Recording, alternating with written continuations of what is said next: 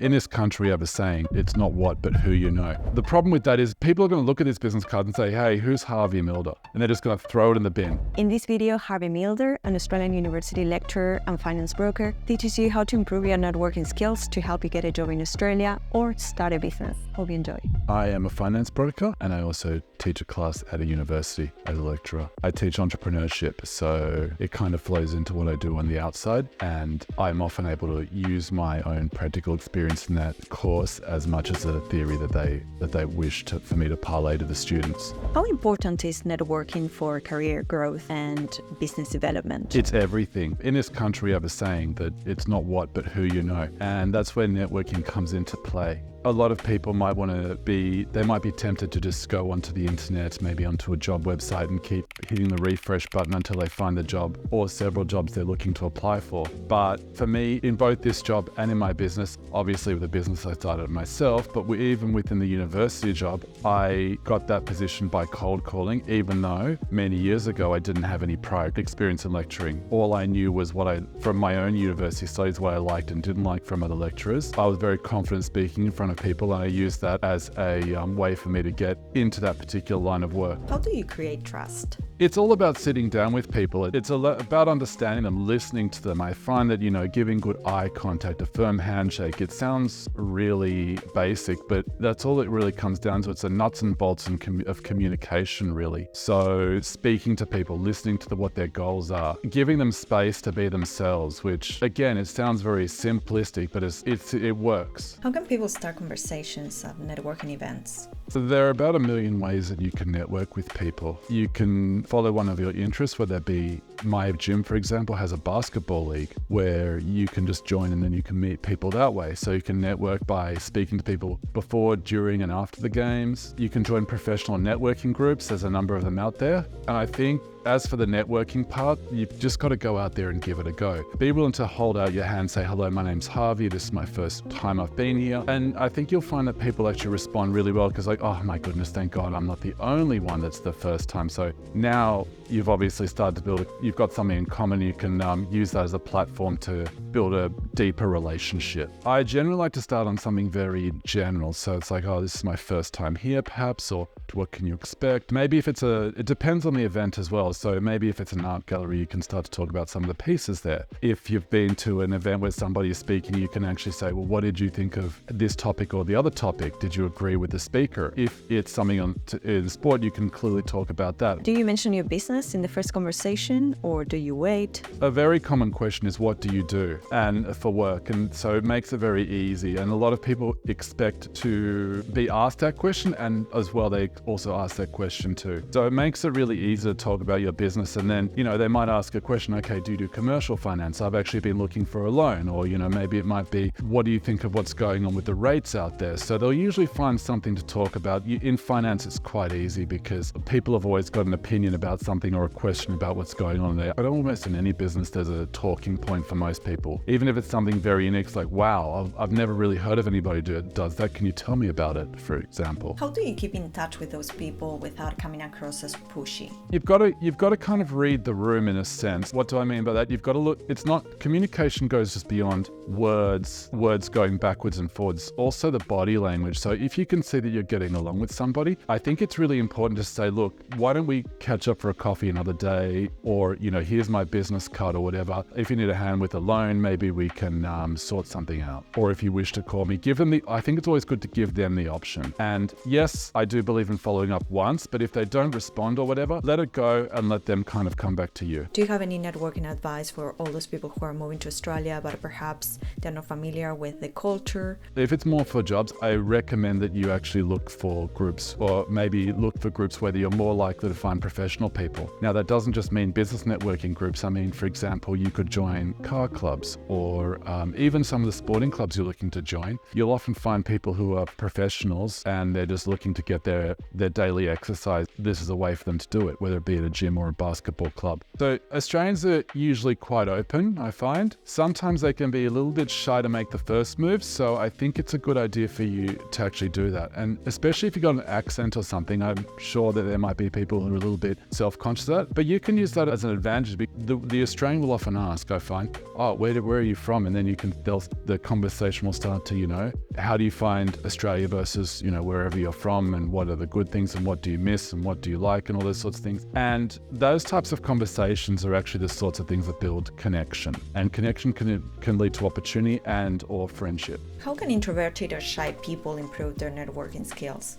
I think you've got to get out there and just do it. I think introverted people are often very good at reading others' body language, which actually puts them at a bit of an advantage. It's always very tempting to go to a networking event as an introverted person, I believe, and sort of just stand there and watch. But you actually need, if you set goals for yourself prior to going to an event or to a sporting club or whatever, just say, look, even if I just say hello to one person this time, and then the next time I can start a conversation, ask them a question that's open-ended. So something that's not an open-ended question being something that's not a yes/no answer. Then there's another goal, follow-up question from that. And I think you can start to, get more comfortable in an otherwise intimidating situation by doing things like that. So far, we've been talking about approaching people at in-person events, but what about online? First of all, create the profile. If it's a LinkedIn profile, that's the thing. Maybe look at several profiles before you do it. I think it's a good idea to get a bit of inspiration. Compare the profile to your resume and make sure it's realistic. Don't actually put things that aren't real on your LinkedIn profile, because that will eventually affect your credibility. At first, yes, you'll get the connections, but ultimately it will affect your credibility once it's discovered that you didn't actually achieve the things you said you had. So that's the first thing. The next thing is, don't be afraid to actually send out connection requests. It's in all LinkedIn users' interest to build up their networks. Over the years, I've personally gotten about 5,000 connections and counting. And that's just from me reaching out to people saying, hey, would you like to connect? And as you do that, you find that there are more and more people you have in common, and then they'll say, okay, then they'll reach out to you. So, wow, we know 90 people in common, or even 400 and something in common. And so why aren't we connected? Let's change that. So it kind of builds up gradually, like everything.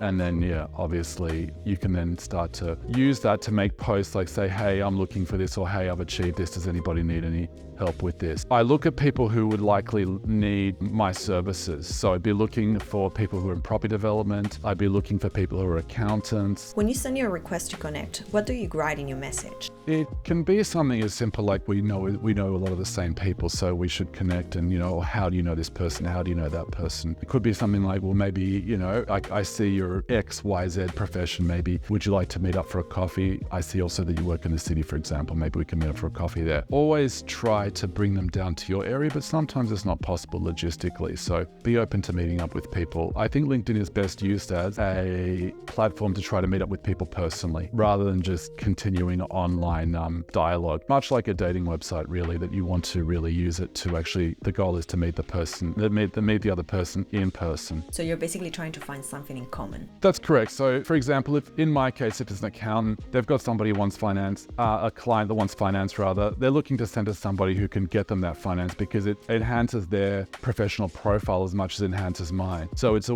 you're kind of always looking for that win-win in business. That's what I really think makes a good business. I personally believe that every relationship has to have a good balance between give and take. If it's too much give or too much take, it's an abusive relationship, whichever way it is. You're either the abused or the abuser in that circumstance, where if it's a good combination of give-take, then it's a good relationship. And that applies to all relationships. Are there any other platforms you recommend apart from LinkedIn for networking? Obviously, LinkedIn's the best one from a professional standpoint. I think Facebook can be good, but there's a lot of scammers on those more social orientated ones. Not to say there's not on LinkedIn as well. So you need to be a little bit careful about leaving your phone number or giving out your email address. If somebody tries to add you, maybe jump on their profile, have a look at what they've been posting or who their mutual contacts are. If they've got no contacts, it could be just the potential for it to be a scam is probably higher than not, especially if you've never met that person before. So that's probably what I'd say. How can someone who's a graduate approach other professionals? That's a really good question. I always tell my students, number one, I encourage them to create a